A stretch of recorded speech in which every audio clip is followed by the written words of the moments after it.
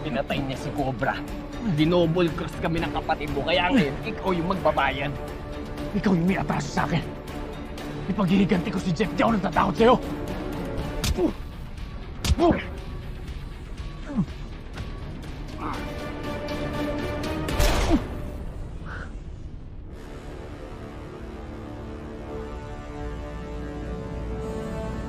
So, alam mo bakit hindi mo sa akin agad sinabi?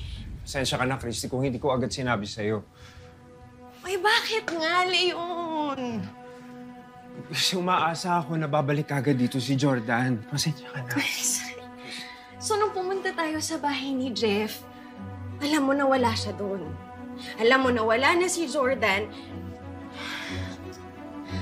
Alam mo ba sa ginawa mong yun, baka mas nilagay pa sa peligro yung buhay niya?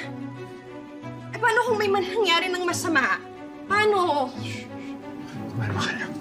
Kumalma ka lang, ha? Ayun. Ano?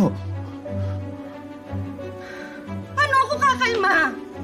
Kung wala si Jordan!